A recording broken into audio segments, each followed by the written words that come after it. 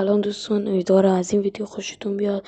اولین ویدیو چنل یوتیوب و امیدوارم حمایت شه.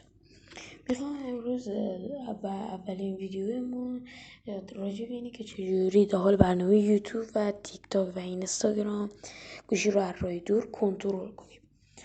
خب باید اول یه برنامه رو نصب کنین به نام، شما بزنید داخل اینجا همین اولیه، نمیدونم اسمشو.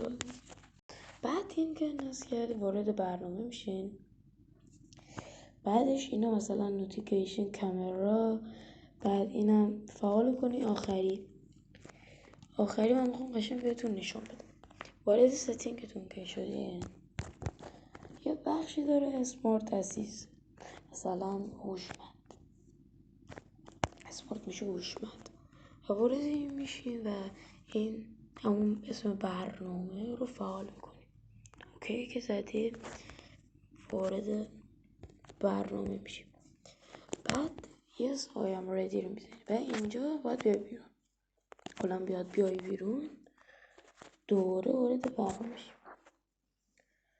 خب دوستان، بعد این اولین گزینه اینو فعال میکنید.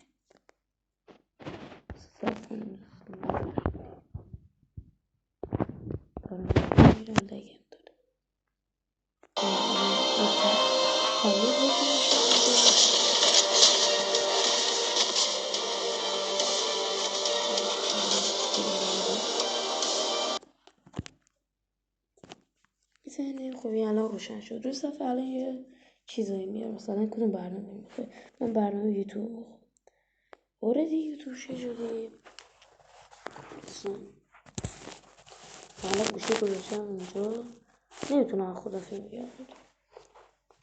مثلا این درباره کال اف لجند. اگه میخوای بدونی چیت 6 میلیونی چجوری هست، این پلیر رو تا آخر ببینیم بچه چجوری فیلم میکنه. البته میگن چیتر نیستش، بازیش خیلی خوبه و صندلی گیمینگش اینقدر خوبه وقتی روش نشسته رفته تو البته اگه شما هم تایید میکنید این صندلی گیمینگ رو، ویدیو رو لایک کنید ببینید کار میکنه چقدر کیل گرفته. الان صدا کم میشه. ولی من نمیدونم چرا وقتی میگن چیتر اسم